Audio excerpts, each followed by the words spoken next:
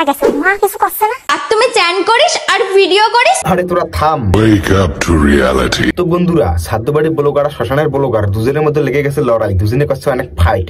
তাই তো আমি এসে গেছি, দুজনকে ধরবো আর ঠিকছে দিব টাই। তার আগে আমার চ্যানেলটা একটু সাবস্ক্রাইব করে দিয়েছো। আচ্ছা, তাহলে তোমাকে টাইট দেওয়ার আগে তোমার চ্যানেল সাবস্ক্রাইব করতে হবে। তো গাইস, যারা এখনো চ্যানেলটি সাবস্ক্রাইব করেননি তাড়াতাড়ি চ্যানেলটি সাবস্ক্রাইব করে দাও আমারটা। তো সাবস্ক্রাইব করা হয়ে গেছে, তো চলো এবার হালকা করে মামনিকে এবার একটু টাইট দেবো। হঠাৎ শুনি আমার দিদা মারা গেছে। তোমার দিদা মারা গেছে শুনে খুব কষ্ট লাগলো। আর চলো আমার দিদা মারা যাওয়ার আর শ্মশানের ব্লগটা তোমাদের সাথে শেয়ার করি। শ্মশানের ব্লগ? ভাই এতদিন সাধ্য বাড়ির ব্লগ দেখেছি, বিয়ে বাড়ির ব্লগ দেখেছি, এমনকি পায়খানা করারও ব্লগ দেখেছি, কিন্তু শ্মশানের ব্লগ সব क्या देखना पड़ रहा है। হঠাৎ শুনি আমার দিদা মারা গেছে আর সবাইকে যেতে হবে শ্মশানে। আমিও দেরি না করে ঝটাপট রেডি হয়ে চলে গেলাম শ্মশানে। আর চলো আমার দিদা মারা যাওয়ার আর শ্মশানের ব্লগটা তোমাদের সাথে শেয়ার করি। আচ্ছা চলো দেখি। আর আগে আমি একটু রেডি হয়ে নি, আমি ভেবেই পাচ্ছিলাম না কোন ড্রেসটা পরবো। আর পাগল মেয়ে, তোমার দিদিকে পড়ানোর জন্য শ্মশানে নিয়ে গেছে, কোনো ন্যাশনাল অ্যাওয়ার্ড দেওয়ার জন্য নয় যে তোমাকে সাজুগুজু করে যেতে হবে। আর একটু মেকআপ না করলে হয়? মেকআপ? ভাই ড্রেস অব্দি ঠিক ছিল, কিন্তু শ্মশানে যাওয়ার জন্য মেকআপ কে করে ভাই? আর এইদিকে আমি মেকআপ করতে করতে দেখো মেকআপটা কি হয়ে গেছে, কারণ আমার এত টেনশন, এত কষ্ট হচ্ছে আমার দিদার জন্য। হ্যাঁ, দিদার জন্য এত কষ্ট হচ্ছে যে মামনি পোদ দোলাতে দোলাতে মেকআপ করতেছে। লজ্জা লাগা দরকার। আর ওইদিকে আমি ভাবছিলাম দিদাকে না নিয়ে চলে যাই। হ্যাঁ, তোর দিদাকে না নিয়ে সবাই শ্মশানে যাবে, আর শ্মশানে গিয়ে ওখানে আলু ভর্তা করে আসবে। পাগল কি বলছে সে নিজেও জানে না, মাথা নষ্ট। আমি ভাবতেই পারিনি আমার দিদা আমাকে ছেড়ে চলে যাবে। আমরাও ভাবতে পারি না যে এরকমও নাতিনি থাকে। দিদাকে পড়ানোর জন্য শ্মশানে নিয়ে গেছে, আর সে এখানে মেকআপ করতেছে, নতুন জামা কাপড় পরতেছে, আবার ধেই ধেই করে পোদ নাচাতে নাচাতে ভিডিও করতেছে। कौन है ये लोग, कहाँ से आते हैं? 10 মিলিয়ন ভালোবাসা আমাকে দিয়েছো। আরে পাগল মেয়ে, ওটাকে 10 মিলিয়ন ভালোবাসা বলে না, তুমি যেটা পেয়েছো ওটাকে বলে 10 মিলিয়ন লোকের কাঁচা খিস্তি। সময় পেলে অবশ্যই তোমার কমেন্ট বক্স থেকে একবার ঘুরে এসো, তাহলে বুঝবে ওটা কি। ওখানে তোমার ভালোবাসার চেয়ে আছে বেশি কাঁচা খিস্তি। নিঃসন্দেহে তুই ঠিক কথা বলেছিস। হঠাৎ করে দাদুর হার্টের অপারেশনের কথা শুনে পুরো ফ্যামিলির মাথায় যেন আকাশ ভেঙে পড়ে। হ্যাঁ, পুরো ফ্যামিলির মাথায় আকাশ ভেঙে পড়েছে, কিন্তু তোমাকে তো দেখে মনে হচ্ছে তোমার মাথায় কুকুরে মুতে দিয়েছে। আসলে তোমরা তো সবাই জানো। জানি না। আর কাকা কি বলছো জানো না? হাতের বিচির সাথে এক পাক বাংলা মেরে দিয়ে এসে পুরো ভিডিওটা দেখো, সবকিছু জেনে যাবে। কি বলছিস তুই? দাদু অসুস্থতার কারণে বেশ কিছুদিন ধরে হসপিটালে ভর্তি আছে। আর কিছুক্ষণ আগে খবর এলো দাদু নাকি ইমিডিয়েট হার্টের অপারেশন করতে হবে। কিন্তু তোমরা তো জানোই হার্টের অপারেশন করাতে গেলে কতগুলো টাকা খরচ হয়। হ্যাঁ, সেটা তো শুনেছিলাম, মোটামুটি অনেকটাই খরচ হয়। এই মুহূর্তে আমরা দাদুর পেছনে এতগুলো টাকা খরচা করতে চাইছি না, কারণ আমারও তো বিয়ের বয়স হয়েছে, আমাকেও তো বিয়ে করতে হবে। বলো। অতি উত্তম কথা বলেছো বোন। তোমার দাদুকে অপারেশন করলে সে যদি বেঁচে যায়, কিন্তু তুমি সেটা চাইছো না। তোমার কাছে তো তোমার দাদুর থেকে তোমার বিয়েটা ইম্পর্টেন্ট বেশি।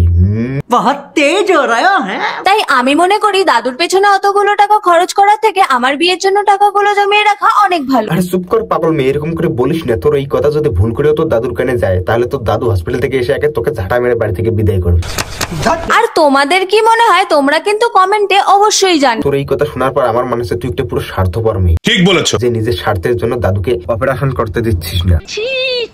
তাই আমিও হসপিটালে যাওয়ার জন্য তাড়াতাড়ি করে মেকআপটা শুরু করে ফেললাম। আগে জানতাম হসপিটালে যাওয়ার জন্য অ্যাম্বুলেন্স বা কিছু একটা গাড়ির দরকার হয়, কিন্তু এখন তো দেখছি হসপিটালে যাওয়ার আগে মুখে লাগাতে হয় মানে কুকুরের গু। আর এই দেখো তোমাদের সাথে কথা বলতে বলতে আমার মেকআপ তো প্রায় কমপ্লিট হয়ে গেল। তাতে আমার বাল ছেঁড়া গেল। তোমরাই বলো দাদুকে দেখতে যাওয়ার জন্য আমার লুকটা কেমন লাগছে। তোমার লুকটা পুরো এইরকম লাগতেছে। গজব বেইজ্জতি। সিনেমা মিনময় আমাকে রোস্ট করে। সিনেমা মিনময় তোমাকে রোস্ট করেছে, এবার তৈরি থেকো, আমিও তোমাকে করব রোস্ট। সেই ভিডিও দেখে মৃন্ময়ের কিছু ফ্যান আমাকে এসে খিস্তে দিচ্ছে। তোমরাই বলো এগুলো কি ঠিক? না, এটা একদমই ঠিক না। ওকে খিস্তে দিচ্ছ কেন? ওকে হিরো আলমের দুটো খনকার চুল ছিঁড়ে এনে দাও। মানে? না মানে মাথার চুল। এমনিতেই তো জানো দাদু হসপিটালে মৃত্যুর সাথে লড়াই করছে, আর সেই টেনশনে না পারছে খেতে আর না পারছে ঘুমাতে। হ্যাঁ, সেটা তো দেখতে পারছি। তোমার দাদুর জন্য চিন্তা করতে করতে তুমি না পারছো খেতে, না পারছো ঘুমাতে, কিন্তু ধেই ধেই করে পোদ নাচাতে নাচাতে মুখে বস্তায় বস্তায় ময়দা মাখতে পারছো। কি বলবো, যাই হোক। আর ওই নেকাসোদা কথাগুলো এখানে বলিস না, না হলে সালা মারবো এখানে, লাশ পড়বে শ্মশানে। বাহ, কি অ্যাক্টিং কর রহা है। কিভাবে যে কষ্টের সাথে দিনগুলো কাটছে তোমাদেরকে আর কি বলবো। থাক, আমাদেরকে আর বলতে হবে না, আমরা দেখতেই পারছি। তোর কথা শুনে তোর দাদু কি বলছে শোন। তার উপর আবার রোস্ট করে আমাকে হ্যারাস করছে। রোস্ট করার মতো কাজ করতেছিস তো তোকে রোস্ট করবে না, তোকে ফুল বিল পাতা দিয়ে পুজো করবে? আচ্ছা বলো তো এরা কি মানুষ? না, এরা মানুষ না, এরা তো হলো মহাকাশ থেকে নেমে আসা এলিয়েন। আমাকে রোস্ট করে যদি সিনেমাপে দুবেলা দুমুঠো ভাত জোটে তাহলে তো আমার খুশি হওয়ারই কথা। সিনেবাবের ভাত জুটবে কি জুটবে না সেটা আমি বলতে পারি না, কিন্তু তোর কপালে যেভাবে খিস্তি জুটতেছে এবারে মানে তোর ভবলীলা সাঙ্গ হবে। তবে জানো তো দাদুর হার্টের অপারেশন হওয়ার পর থেকেই দাদুর শরীরটা আরো অসুস্থ হয়ে যায়। যেটা ভেবেছিলাম সেটাই হয়েছে, মনে হয় তোর দাদু তোর ভিডিও দেখে ফেলেছে। আর ডাক্তার বলেছে দাদু নাকি আর বেশিক্ষণ বাঁচবে না। তাহলে তো খুব তাড়াতাড়ি তোর চ্যানেলে একটা সাধ্য বাড়ি ব্লগ আপলোড হবে। বলেন কি? ঠিকই বলছি, কারণ তুই যে মেয়ে, তোর দাদু হাসপাতালে অসুস্থ আর তুই এখানে পোদ নাচাতে নাচাতে মেকআপ করতেছিস, আর তোর দাদু মারা গেলে যে তুই যে ব্লগ বানাবি না, এটা হতেই পারে না। সঠিক বলেছেন। আর এই কথাটা শোনার পর থেকে আমার তো রাতের ঘুম একেবারে উড়েই গেছে। কারণ আমি বাড়ির লোককে আগেই বলেছিলাম শুধু শুধু দাদুকে বাঁচাতে গিয়ে আমার বিয়ের টাকাগুলো এইভাবে খরচা করো। হ্যাঁ রে কপাল, ওর দাদু এর বেশিক্ষণ বাঁচবে না তা নিয়ে ওর কোনো চিন্তা নেই, ওর চিন্তা হলো ওর বিয়ের টাকা খরচ হয়ে গেছে। তা বলছি তোর এরকম আবালচোদার মতো কথা শুনে তোর বাড়ির লোক তোকে কেলায় না? তোর মাথা নষ্ট। দেখেছো তো, এই জন্যই বলি মাঝে সাঝে ছোটদের কথা একটু শুনতে হয়। হ্যাঁ, ছোটদের কথা শুনতে হয়, তবে তোর মতো নিলজ্জের না।